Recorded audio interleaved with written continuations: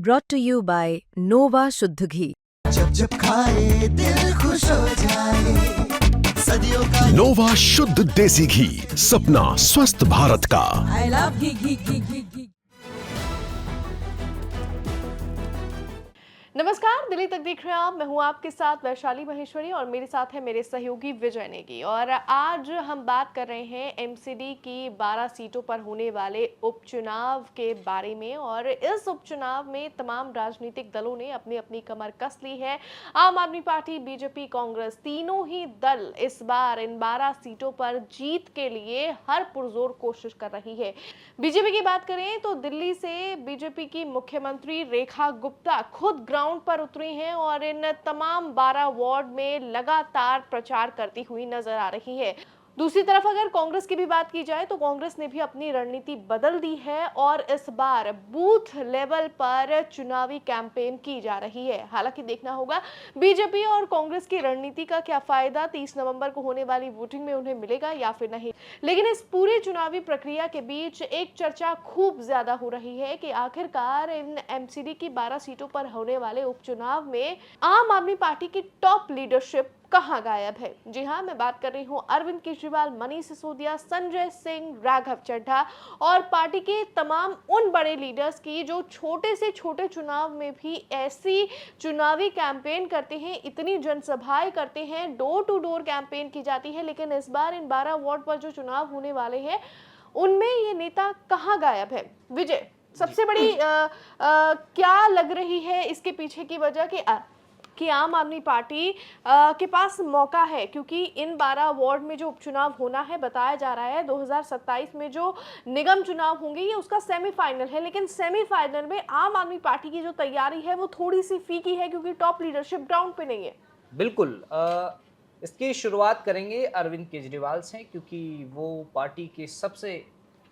उच्च लीडर हैं, प्रमुख हैं। और दिल्ली विधानसभा चुनाव का जब परिणाम आया था तो उसके बाद से ही वो ग्राउंड से गायब हो गए थे। यहाँ तक कि जो मेयर इलेक्शन हुए थे उसमें भी आम आदमी पार्टी ने पार्टिसिपेट नहीं किया था। 2024 में आपने कांग्रेस के साथ लोकसभा चुनाव में गठबंधन किया, हार गए। विधानसभा चुनाव में भी आपकी हार हुई और फिर मेयर चुनाव भी आपने नहीं लड़ा।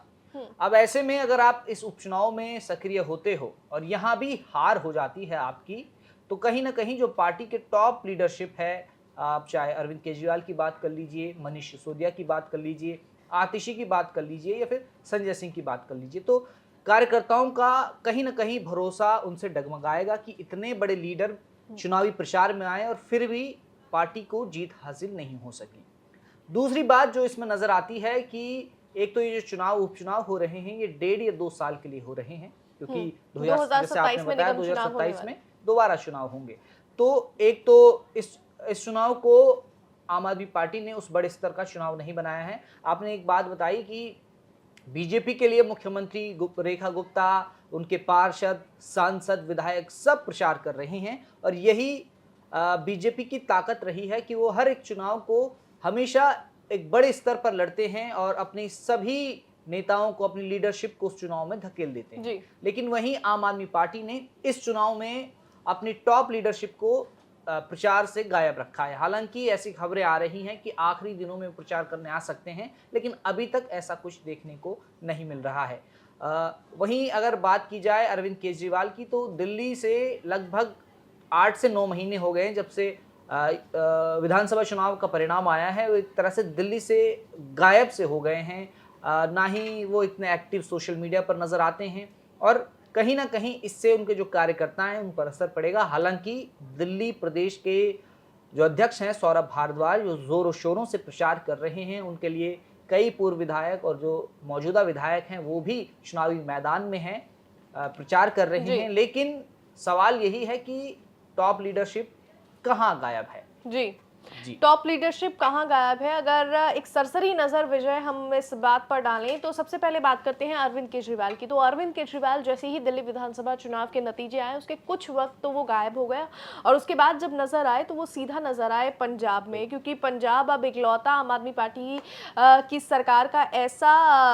राज्य है जहां पर आम आदमी पार्टी की सरकार है और आम आदमी पार्टी के लिए अपनी साख बचाने के लिए, अपना हौसला बुलंद रखने के लिए बेहद जरूरी हुई है कि दिल्ली तो उनके हाथ से चली गई है, लेकिन पंजाब की सत्ता उनके हाथ से ना जाए, इसीलिए पंजाब के हर एक उपचुनाव में अरविंद केजरीवाल पूरी तरह से एक्टिव नजर आते हैं। और अब भी आप देखते होंगे लगातार सोशल मीडिया पर आम आदमी पार्टी के पंजाब पेज से जो भी पोस्ट किया जाता है, हर पोस्ट में अरविंद केजरीवाल पूरी तरह से सक्रिय नजर आते हैं। तो अरविंद केजरीवाल तो फिलहाल पंजाब की सत्ता बचाने में लगे हुए हैं। दूसरी बात कर लें आम आदमी पार्टी के सबसे कद्दावर नेता और या यूं कहें अरविंद केजरीवाल के राइट हैंड मनीष सिसोदिया की, तो मनीष सिसोदिया भी इस बार अपना चुनाव हारे थे और चुनाव की हार के बाद से ही उन्हें भी अब पंजाब का प्रभारी बना दिया है अरविंद केजरीवाल ने, और लगातार मनीष सिसोदिया भी पंजाब में बने हुए हैं। बात करें अगर आतिशी की, तो आतिशी जो कि भले ही दिल्ली विधानसभा में नेता प्रतिपक्ष है, लेकिन फिलहाल उन्हें अरविंद केजरीवाल ने गोवा में भी कुछ ही वक्त में विधानसभा चुनाव होना है तो गोवा का प्रभारी बनाया है, और वो फिलहाल गोवा की राजनीति में काफी ज्यादा एक्टिव नजर आ रही है। गोवा में निगम चुनाव होने वाले हैं, उसके लिए भी आतिशी काफी ज्यादा एक्टिव है और फिलहाल इन दिनों आतिशी गोवा में मौजूद है। बात अगर करें संजय सिंह की, तो संजय सिंह को उत्तर प्रदेश का प्रभारी बनाया गया है और लगातार देखा जाता है कि संजय सिंह उत्तर प्रदेश की पॉलिटिक्स में काफी एक्टिव नजर आते हैं। बीते दिनों 12 से 24 नवंबर तक संजय सिंह ने रोजगार दो सामाजिक न्याय दो नाम से एक पदयात्रा भी की और लगभग 180 किलोमीटर की इस पदयात्रा में संजय सिंह बीते दिनों उत्तर प्रदेश में व्यस्त रहे, जिसके बाद से अब इस तरह की खबरें सामने आ रही है कि शायद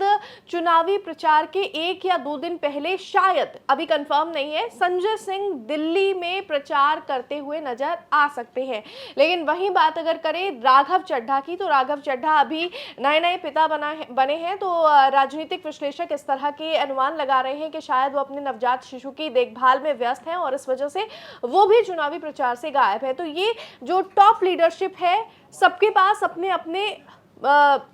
ओपिनियन काम बटे हुए हैं, जिम्मेदारियां हैं, लेकिन आम आदमी पार्टी का स्टैंड क्लियर है कि इस बार दिल्ली के जो लोकल लीडर्स हैं उनके कंधों पर चुनावी तैयारी हो और लोकल लीडर्स ये तय करें कि अगर फैसला जो भी रहे, क्योंकि अगर साल 2022 के चुनावी नतीजों की बात की जाए विजय, तो 2022 में जो ये 12 सीटें हैं उनमें से 9 सीटें बीजेपी ने जीती थी और महज 3 सीटों पर आम आदमी पार्टी की जीत हुई थी। तो आम आदमी पार्टी को ये तो कहीं ना कहीं अंदाजा है कि इन 12 सीटों पर पूरी तरह से तो जीत हासिल नहीं होगी, लेकिन अगर ज्यादा सीटों पर हार जाते हैं तो उसका जो संदेश है वो पार्टी पर बहुत ज्यादा गलत पड़ेगा। जी, आपने लोकल लीडरशिप की बात की, लेकिन यहाँ पर ये भी बात की जाएगी विजय कि चलो फिजिकली ये प्रचार में मौजूद नहीं है, लेकिन सोशल मीडिया पर ये कहा जाता है कि आम आदमी पार्टी बहुत अग्रेसिव पॉलिटिक्स करती है और सोशल मीडिया पर पॉलिटिक्स करने का ट्रेंड जो है वो आम आदमी पार्टी ने ही शुरू किया है। लेकिन इस बार जो टॉप लीडरशिप है इस उपचुनाव में वो सोशल मीडिया पर भी प्रचार करती हुई नजर नहीं आ रही है। बिल्कुल, क्योंकि हमने देखा कि जब दिल्ली विधानसभा चुनाव हुए तो सोशल मीडिया में बीजेपी से ज्यादा एक्टिव आम आदमी पार्टी थी। हालांकि विधानसभा चुनाव उनके पक्ष में नहीं रहे, जो नतीजा रहा उनके पक्ष में नहीं रहा, लेकिन उसके बाद से ही आम आदमी पार्टी कहीं ना कहीं सोशल मीडिया पर एक तरह से इस चुनाव में तो काफी हल्की फीकी नजर आती है। ना अरविंद केजरीवाल ने कोई पोस्ट एमसीडी उपचुनाव से जुड़ा किया, ना ही मनीष सिसोदिया ने किया, ना संजय सिंह ने किया, ना ही आतिशी ने किया, ना ही किसी भी कैंडिडेट के लिए उन्होंने ऑनलाइन प्रचार किया। तो ये सवाल खड़े होते हैं कि आखिर आप चलिए फिजिकल तौर पर, जैसे आपने कहा कि आप प्रचार नहीं कर सकते, लेकिन आप सोशल, आप इतने बड़े नेता हो, आपको इतने सारे लोग फॉलो करते हैं, अगर आप एक पोस्ट भी किसी कैंडिडेट के हित में डालते हैं, किसी के लिए डालते हैं, तो उससे काफी प्रभाव पड़ सकता है। आपने एक बात कही कि जो लोकल लीडरशिप है उनके कंधों पर इस चुनाव को लड़ा जा रहा है। 12 सीटों पर उपचुनाव हो रहे हैं। 2 ऐसी सीटें हैं, एक पड़पड़गंज विधानसभा की विनोद नगर, जहां अरविंद के मनीष सिसोदिया का काफी अच्छा होल्ड है, और दूसरा राजेंद्र नगर की नारायणा सीट, जहां राघव चड्ढा कभी विधायक हुआ करते थे। तो इन दोनों सीटों पर इन दोनों नेताओं की काफी अच्छी पकड़ है। तो क्या कारण है कि कम से कम इन 2 सीटों पर तो वो प्रचार कर ही सकते थे, और इन दोनों सीटों पर अभी बीजेपी का होल्ड है। जी बिल्कुल। और विजय, यहाँ पर एक और पॉइंट दर्शकों को बताना बेहद ज़रूरी है कि इस बार आम आदमी पार्टी ने जब मेयर चुनाव नहीं लड़ा था तो उन्होंने साफ तौर पर उनका मैसेज ये था कि अब हम सत्ता से बाहर हो गए हैं, तो हम पूरी तरह से सत्ता से बाहर बैठना चाहते हैं, विपक्ष में बैठना चाहते हैं, और हम सारी जिम्मेदारी है जो ट्रिपल इंजन की सरकार है उसके कंधों पर सौंप रहे हैं कि कम से कम जवाबदेही तो तय हो कि अब चलो केंद्र में आपकी सरकार है, विधानसभा में आपकी सरकार है, तो अब निगम में भी आपकी सरकार बनने दो, और जब दिल्ली की जनता के काम नहीं होंगे तो हम एक विपक्ष के तौर पर आपसे सवाल तो पूछ पाएंगे कि आखिरकार अब जब हर जगह आपकी सरकार है तो आखिरकार दिल्ली के काम ये क्यों नहीं हो पा रहे हैं। तो रेखा गुप्ता के लिए भी बड़ी जिम्मेदारी है, और आम आदमी पार्टी भी कहीं ना कहीं इनडायरेक्टली ये मैसेज भी देती हुई नजर आ रही है कि आप लड़िए चुनाव, आप जीतिए और जवाबदेही तय करिए कि आखिरकार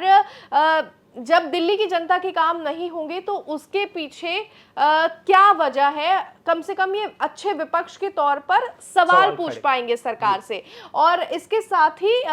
सौरभ भारद्वाज की भूमिका इस बार बेहद अहम है। आपको बता दें कि सौरभ भारद्वाज ग्रेटर कैलाश से भले ही विधायक का चुनाव हार गए थे, लेकिन फिर भी अरविंद केजरीवाल ने उन्हें ये बड़ी जिम्मेदारी दी है। जी, दिल्ली प्रदेश अध्यक्ष हैं आम आदमी पार्टी के, और अगर देखा जाए तो डीडीए बीजेपी के पास है, एनडीएमसी बीजेपी के पास है, एमसीडी बीजेपी के पास है,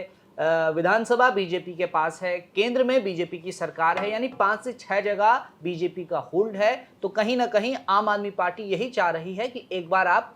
पूरी तरह से दिल्ली में राज कीजिए, सत्ता में शासन कीजिए, और फिर आपसे हम सवाल करेंगे कि आखिर जो विकास कार्य हैं वो क्यों नहीं हो पा रहे, ये जो दिल्ली की मूलभूत सुविधाएं हैं उन्हें दूर करने में क्या दिक्कतें आ रही हैं, और यही कारण है। तो ऐसा कहा जा सकता है कि इस चुनाव में आम आदमी पार्टी ने बीजेपी को वॉक ओवर दे दिया फ्री है, होल्ड दे दिया। नहीं, अभी ये कहना तो खैर सही नहीं होगा, क्योंकि इस बार देखा जा रहा है कि आम आदमी पार्टी भी भले ही टॉप लीडरशिप ग्राउंड पे नहीं है, लेकिन जो लोकल लीडर्स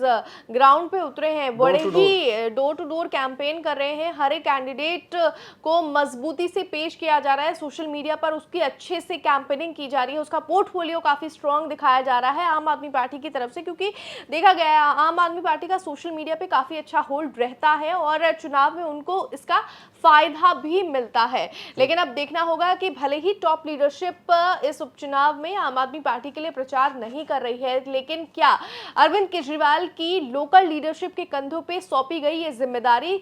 3 दिसंबर को आने वाले चुनावी नतीजों में काम आएगी या फिर नहीं। फिलहाल हमारे इस डिस्कशन में बस इतना ही, लेकिन एमसीडी बाय इलेक्शन से जुड़ी हुई हर एक अपडेट को देखने के लिए आप देखते रहिए दिल्ली तक। नमस्कार।